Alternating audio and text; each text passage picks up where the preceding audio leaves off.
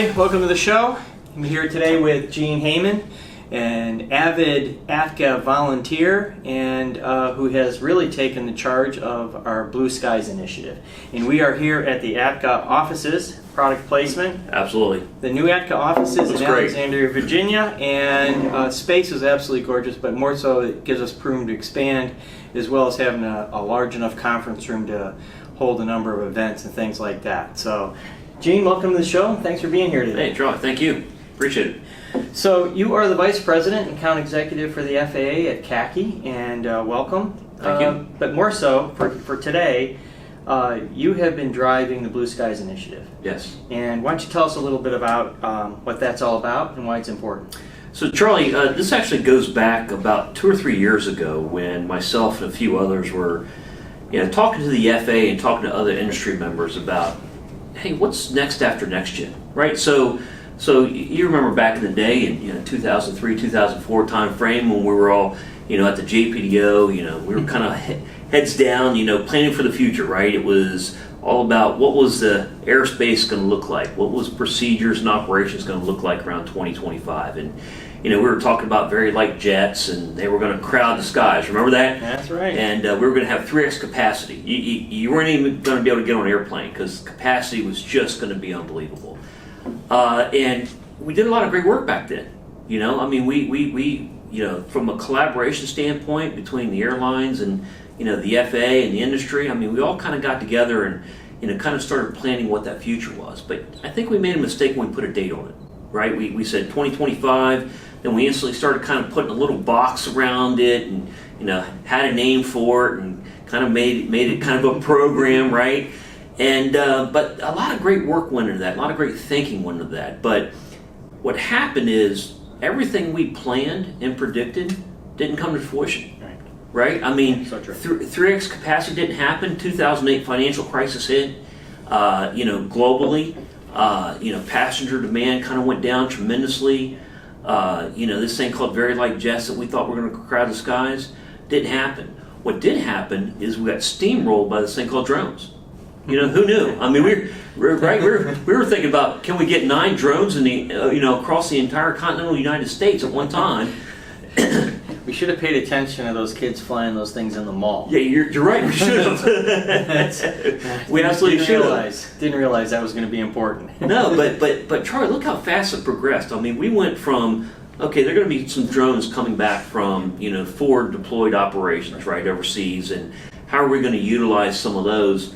To suddenly we have well over 1 million registered users to fly drones, right? It just completely steamrolled us, and we as an industry simply weren't ready for a magnitude or a paradigm shift in our thinking that way, right? So, in talking to industry folks and talking to the drone industry and talking to the FAA, I personally started growing a little concerned about what comes after 2025, right? Where are we going? Are we looking way beyond the horizons of what we typically do? And then, from a technology standpoint, how do we integrate technology faster? Right, because today, from concept to some kind of implementation in the field with a true operational change, it could be 8 to 10 years, right? Can we maintain that kind of lengthy time to actually get operations implemented? So then you got to look at the whole business structure supports that, right? So fundamentally, we now have these things called new entrants, right? So we have drones, we have urban air mobility. We've been doing space for a while, but now we got commercial space coming on, and now the talk of hypersonic and supersonic coming back, right?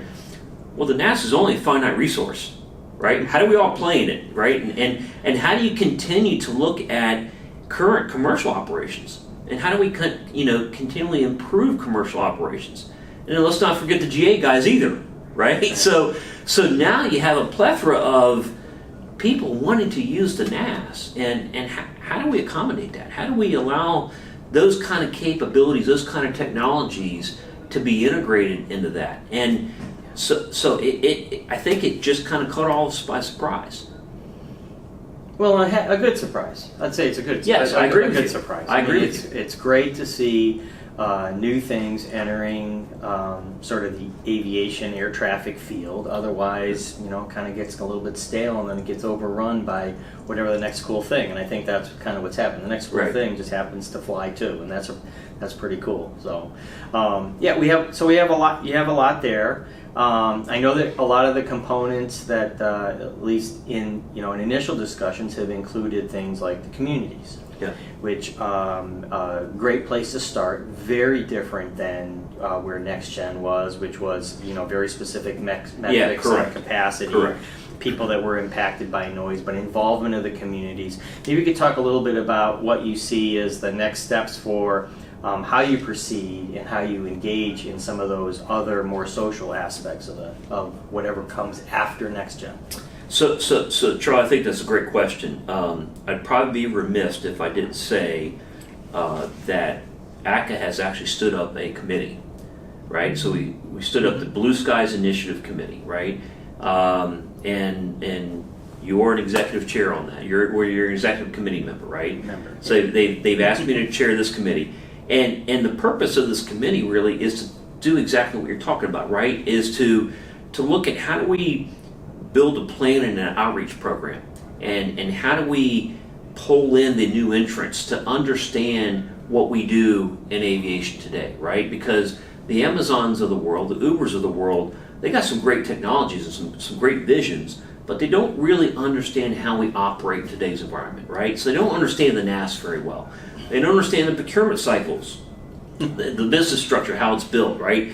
They want to fail fast. They want to, let's get out there and so they don't quite understand how business is done today. However, I think we need to change how business is done today, right?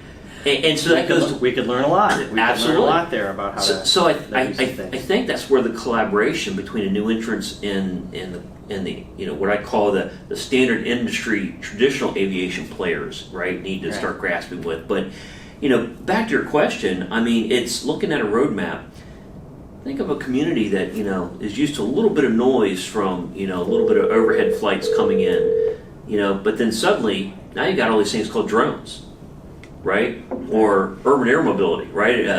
You're going to order up an autonomous Uber taxi to come pick up at your house, right?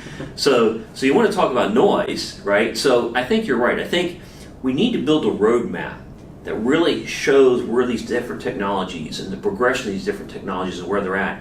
And then we really need to start doing some public outreach, right? We need to start visiting the communities. We need to start visiting the new entrants and really have the conversations with them.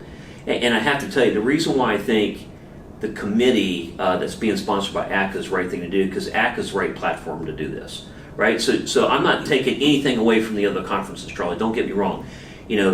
The drone industry is having many conferences, right? They're talking about new technologies, See and Avoid, ADSB, things like that. And I think those conferences are great if you're in the drone industry, right? So Uber just recently had their Uber Elevate, conference, right, where they were talking about, urban air mobility and the Uber taxi and how that's going to work. I mean, I think those are fantastic too.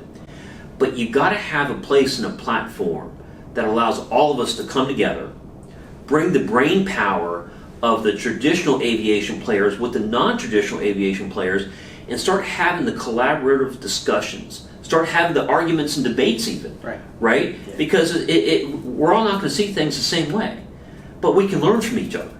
And that's really about what this committee is trying to do. In building this roadmap going to the future, it's about bringing us all together, the traditional and the non-traditional guys together, and really start looking at how do we shape that future. So you've heard me say this before, right? I used to watch Saturday morning cartoons. We all did, right? The Jetsons, right? I was going to go there at some point in time, right? So Jay Merkel won't be happy that Jay won't be. So Jay, I apologize in advance. But how do we get there, right? And really, it's not just going to be doing things the traditional way.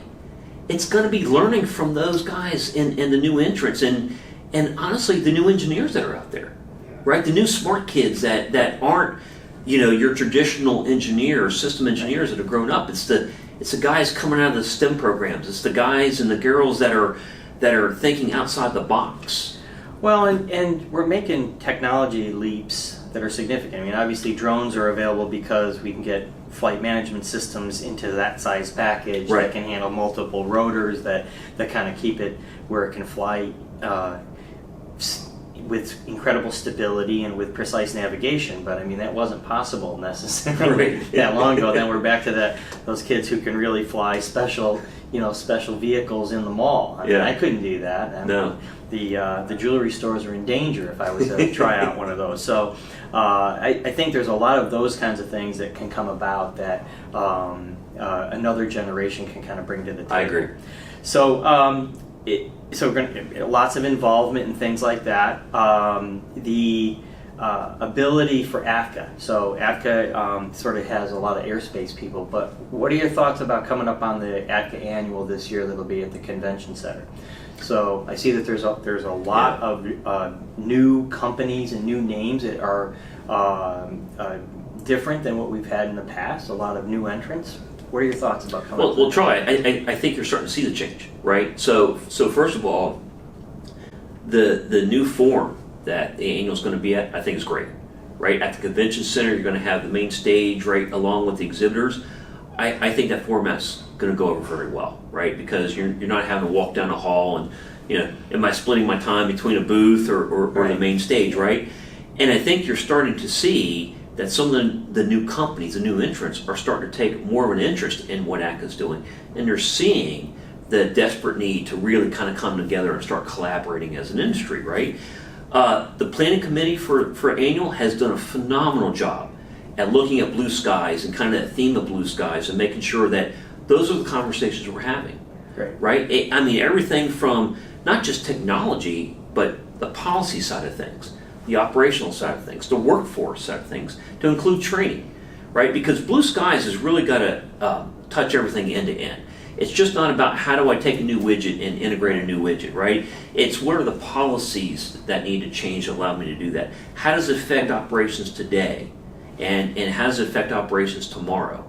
And then the workforce and the whole training aspect, right? So how does it impact the workforce? What kind of training does the workforce need? So I think you're starting to see that the blue skies theme is being woven throughout each one of the sessions that you're going to see. Cool. And I have to tell you, I get the honor and privilege of sitting and sharing the stage with Pete Dumont as well as Dan Elwell to have a little fireside chat about blue skies. And I'll tell you, I'm pretty excited about it, Charlie. I think it's going to go over very well. Well, great. And as the Glenn Gilbert winner, that ought to go over really well, too. Absolutely. So, yeah, and I couldn't think of it's a better great Glenn choice. Gilbert winner than Dan. Dan's done a phenomenal job. It's going to be a great show. Yeah, That's it will excellent. be. It will be. I mean, I get into practical things, right? So what do you expect as a deliverable out of the initiative? Is there a deliverable? Will there be some kind of paper or PowerPoint slides or something that we can sink our teeth into? So Charlie, the answer is yes, right? So one of my mentors used to always tell me, quit focusing on activities. You got to focus on outcomes, right? So we all tend to get up on a lot of activities, right? But are they really driving outcomes? So one thing that I want to make sure that we as the Blue Skies Committee focuses on is outcomes. So yeah, what we want to do is there's going to be a call to action. That call to action is going to be to industry, both traditional and non-traditional players, as well as government, right? The FAA's got to play a part in this, and that call to action is going to be to solicit folks that have expertise in certain areas to participate on the committee, right? We're going to do things a little differently this time. It's just not if you raise your hand, you're automatically a committee member. We're actually going to vet committee members, right? And it's just so we can make sure that we're getting the right people at the right time, right? With the right expertise, because that's what we want to populate this committee with. The committee is going to be chartered to actually create an actual synopsis of what Blue Skies is, along with a roadmap of where we're going. So there is going to be a report that we're going to publish. That report's going to be a dynamic report. So it's not going to be a one-time thing that gets passed out and, hey, that's it for forever, right? We're going to live with that for the next 20 years, right? If we learned anything from Next Gen, it's not to put a date on it. It's not to make it so hard and fast that you can't get out of it, right? The goal is to create an ever-evolving kind of environment, right? So things are going to change. Technology is going to change over the next 5 to 10 years, right, Charlie? So how do we create an environment that allows us to do that?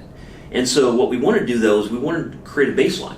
What do our operations look like today? right? I mean, just take a snapshot of the NAS today, and then what do we think it's going to look like in the next 20, 30 years? And then what's going to be needed from a policy perspective, an operational perspective, a technology perspective, and we can't forget the important E, right? Economics, right? So from an economic perspective, how does all this look? Then what we want to do is start building that roadmap. Like I said before about these new entrants and their technologies and their capabilities, when are they going to be available? When does an Uber plan on launching, and think that they're going to be fully operational, right? When do we think UTM from a drone perspective is going to be ready to go? So we want to start looking at where these capabilities fit in this roadmap, and then start identifying those things that need to be discussed, debated, the research and development that needs to go into that. And then once we create that first report, then it'll be, okay, what's next? What comes in the next report?